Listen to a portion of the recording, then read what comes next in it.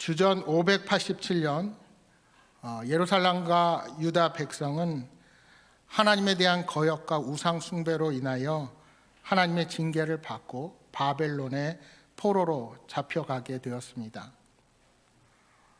하나님의 손길은 그들에게서 떠났고 하나님의 임재도 거두어졌습니다.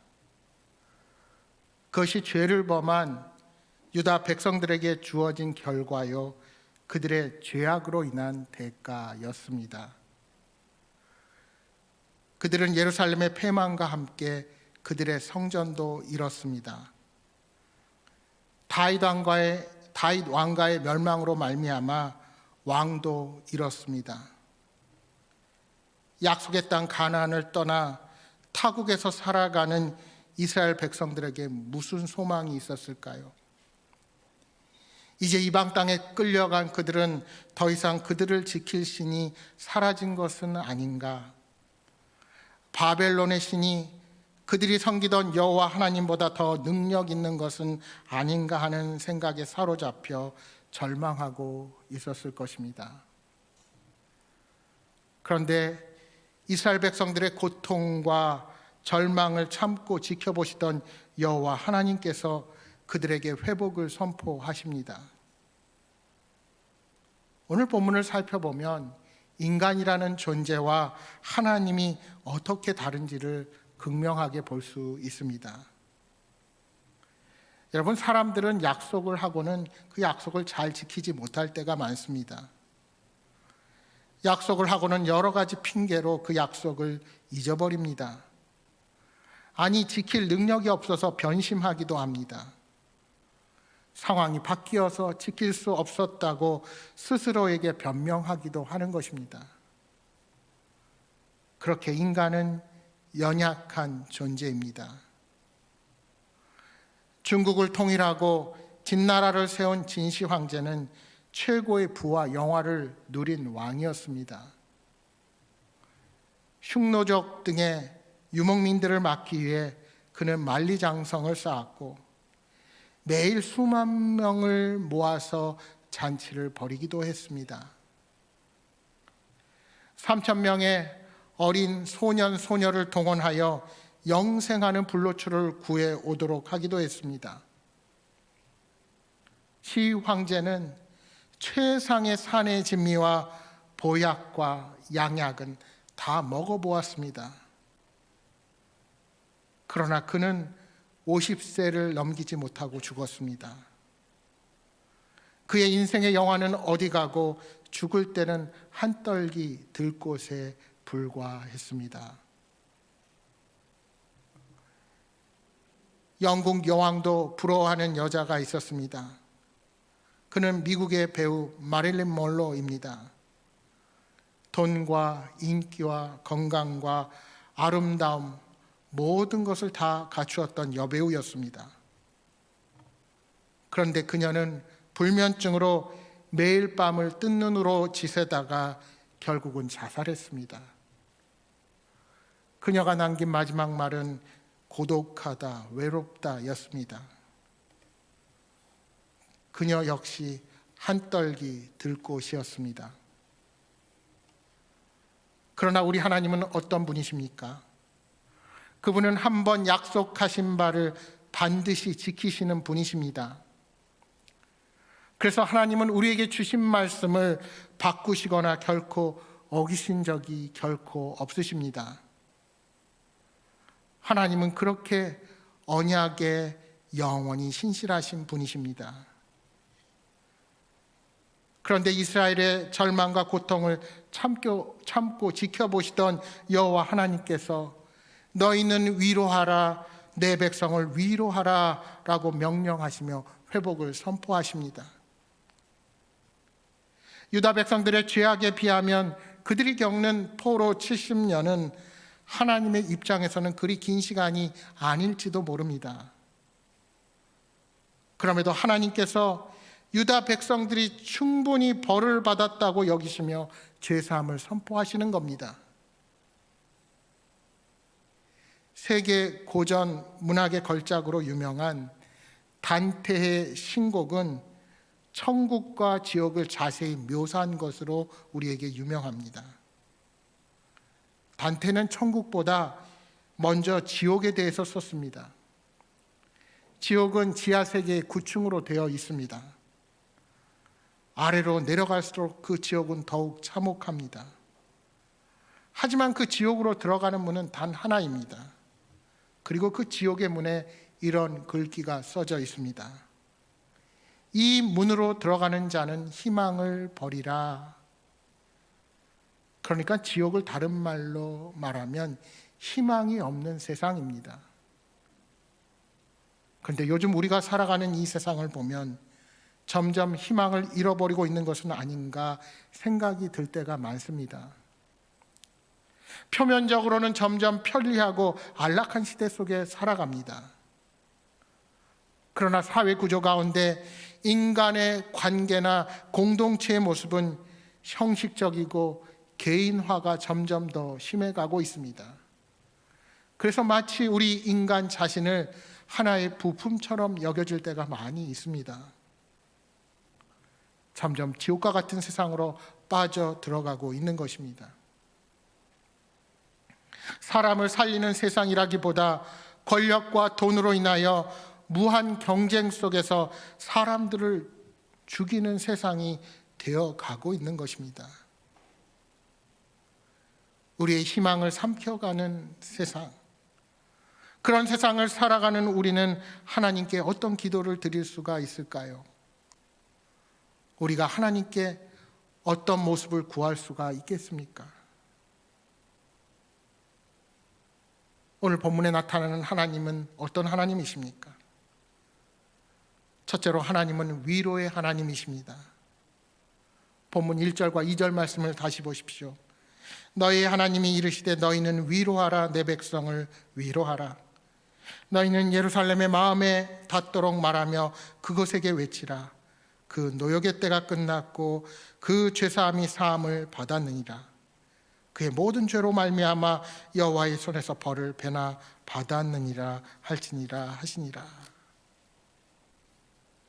끝나지 않을 것 같은 바벨론의 포로 생활은 이스라엘 백성들에게 희망과 용기를 완전히 꺾어버렸습니다.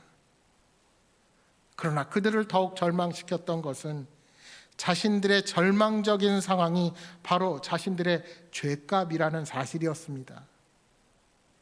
하나님께 불순종한 결과로 벌어진 포로의 상황이 그들을 더욱 괴롭혔던 것입니다. 그런데 역사는 시간을 지나 바벨론의 대제국이 무너지는가 싶었습니다. 그런데 그 뒤를 이어서 나타난 페르시아가 일어서고 있었습니다.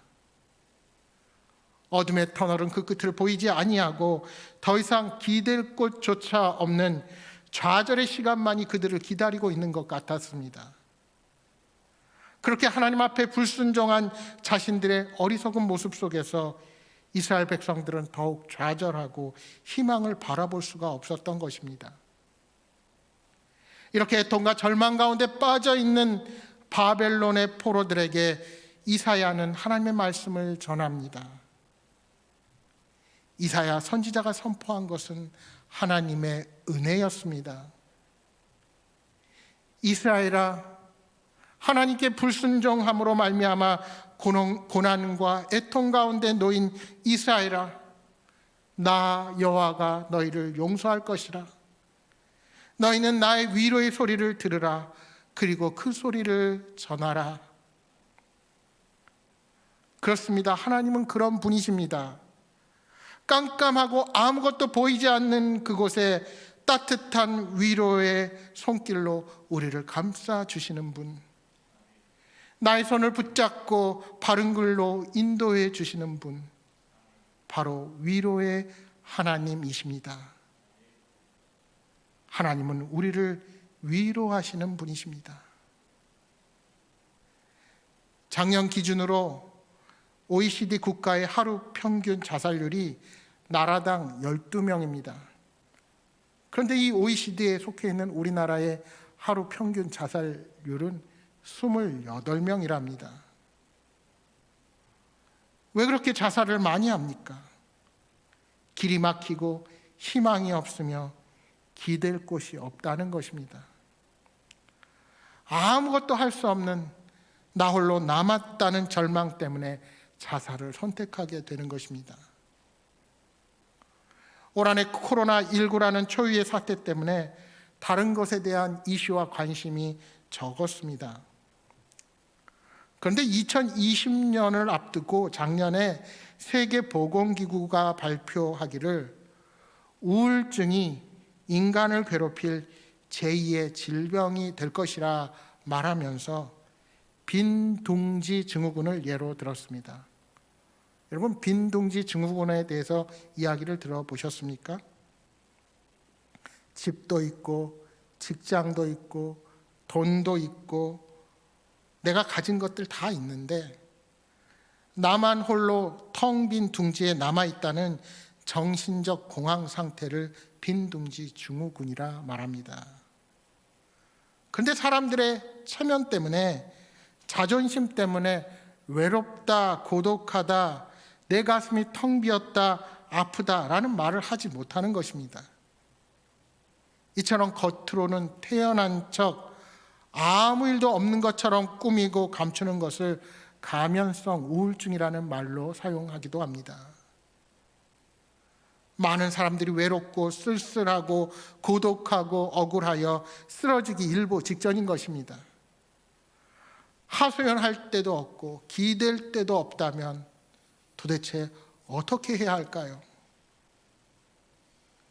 그때 우리가 돌아갈 곳은 오직 하나님 품입니다.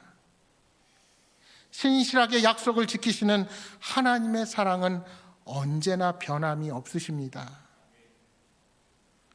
2절 말씀에 죄로 말미암아 벌을 배나 받았다 하는 이 말씀은 원어적인 의미를 살펴보면 죄에 비해 형벌이 과중하다는 의미가 결코 아닙니다.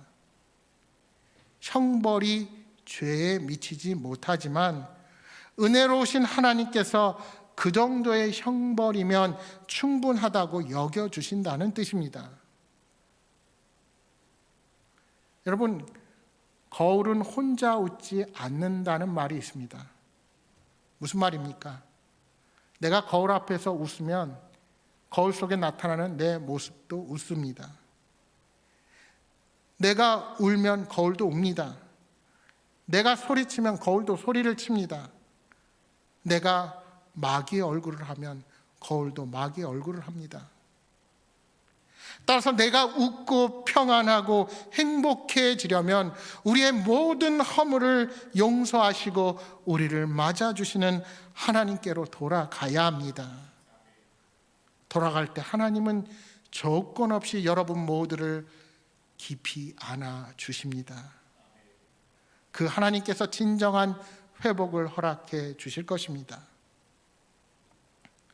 두 번째로 하나님은 우리에게 예비하라고 말씀하십니다. 왜요? 하나님께서는 당신의 백성을 구원하시기 위해 친히 찾아오시는 분이시기 때문입니다. 3절 이하 5절에서 말씀합니다. 외치는 자의 소리여 이르되 너희는 광야에서 여호와의 길을 예비하라. 사막에서 우리 하나님의 대로를 평탄하게 하라. 골짜기마다 도두어지며 산마다 언덕마다 낮아지며 고르지 아니한 곳이 평탄하게 되며 험한 곳이 평지가 될 것이요 여호와의 영광이 나타나고 모든 육체가 그것을 함께 보리라. 이는 여호와의 입이 말씀하셨느니라. 이사야 선지자는 이스라엘 백성들에게 여호와의 길을 예비할 것을 명령합니다. 사실 하나님께는 길이 필요하지 않습니다. 따라서 여호와의 길을 예비하라는 외침은 여호와께서 당신의 백성들을 구원하시기 위해 찾아오신다는 것을 의미하는 말입니다. 이는 1차적으로 포로된 유대 백성들을 위한 말이지만 성경 전체를 뜻한 하나님의 그 의미를 생각해 보면 인류를 구원하실 예수 그리스도의 십자가의 길을 의미한다 할 수 있습니다. 아담과 하와가 선악을 알게 하는 나무의 실과를 먹어 죄를 짓고 발가 벗은 줄로 알고 나서 숨어 있을 때 하나님은 친히 그들을 찾아가셨습니다. 또한 죄악으로 타락한 이 세상을 구원하시기 위해 독생자 그리스도 예수님은 친히 우리들을 찾아오신 것입니다. 특별히 오늘 본문에 나타난 광야라는 단어는 이스라엘 백성들로 하여금 출애굽을 떠올리게 하는 단어이기도 합니다. 애굽에서 종살이하던 과거의 이스라엘의 모습은 바벨론에서 포로로 살아가는 현재 그들의 모습과 겹쳐서 보이게 되는 것입니다. 하나님께서는 분명 모세를 통하여 애굽으로부터 이스라엘 백성을 위로하시고 하나님께서만 하실 수 있는 이적을 통하여 그들을 약속의 땅 가나안으로 이끌어 주셨습니다. 이제는 포로된 이스라엘 백성들이 구원을 얻을 차례입니다. 하나님께서 이스라엘 백성들에게 그렇게 구원을 약속하셨고 여호와의 길을 예비하실 것을 말씀하셨습니다. 그런데 복음서에 보시면 본문 3절에 모든 외치는 자의 소리를 만왕의 왕으로 오실 예수 그리스도의 길을 예비했던 세례 요한에게 적용시키고 있다는 사실을 보게 됩니다. 바로 그렇게 예수님께서는 세례 요한이 닦아놓은 길을 통하여 이 땅에 오셔서 구원의 사역을 완성하신 것입니다. 이처럼 하나님께서는 고난의 상황 가운데 처해 있는 우리에게 구원을 약속하셨습니다. 우리는 그 하나님의 구원의 약속을 붙잡고 믿음으로 준비하며 그 뜻에 응답할 수 있어야 합니다. 하나님께서는 지금 우리가 예비하여 그 구원 사역에 동참하기를 원하십니다. 이제 우리는 땅 끝까지 복음의 증인이 되라는 그 사명을 감당하며 마지막 때에 다시 오시겠다고 약속하신 그 주님을 예비하는 자들이 되어야 합니다.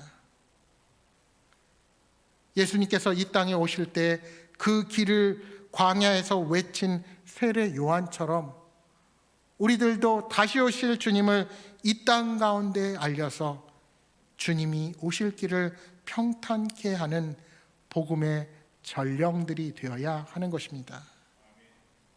이 대림절은 바로 다시 오실 그 주님을 기다리며 아직도 주님의 사랑과 은혜를 모르는 자들에게 그 구원의 소식을 선포하는 절기입니다. 그런데 혹시 그 주님의 은혜를 망각하고 현실에서 겪는 여러 가지 어려움 앞에 낙심하고 좌절하여 주저앉아 계시지는 않으십니까? 우리는 날마다 영적으로 깨어 있어서 슬기로운 다섯 처녀처럼 그릇에 기름을 담아 신랑 되신 예수님을 맞이할 준비를 해야 합니다. 우리 주님은 마태복음 25장 13절에 우리에게 말씀하십니다. 그런즉 깨어 있으라 너희는 그날과 그때를 알지 못하느니라. 사랑하는 여러분, 우리는 어떠한 경우에도 삶의 고난 가운데 낭망하고 그저 주저앉아 있어서는 안 됩니다. 서 있는 자리가 어디든 복음의 사명을 감당하며 믿음으로 힘있게 살아가야 합니다. 우리를 향한 주님의 뜻을 기억하며 날마다 주님과 동행하는 복된 삶을 살아가시기를 축복합니다. 마지막 세 번째로 하나님은 변치 않으시는 영원한 하나님이십니다. 8절 9절 말씀입니다.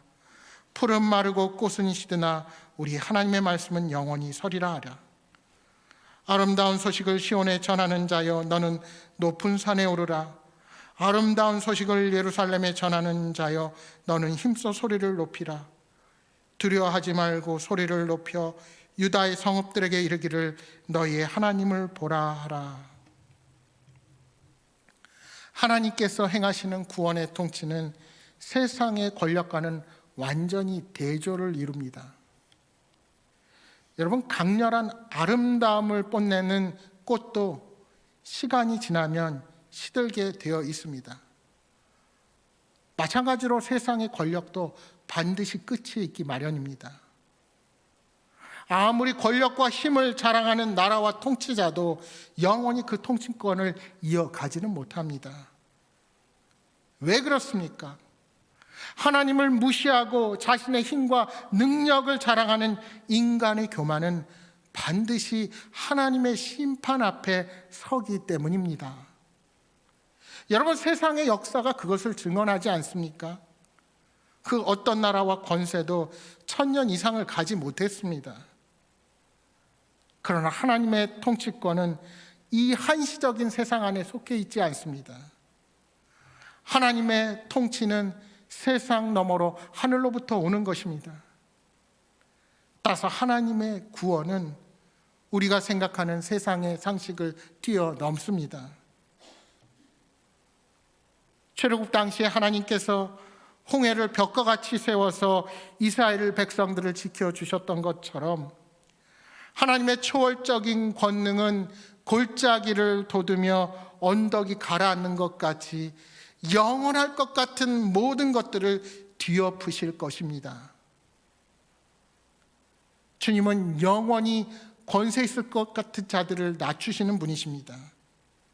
끝나지 않을 것 같은 괴로움에서 사랑하는 백성들을 건져주시는 분이십니다. 이처럼 하나님께서는 초월적인 능력으로 우리를 구원해 주십니다.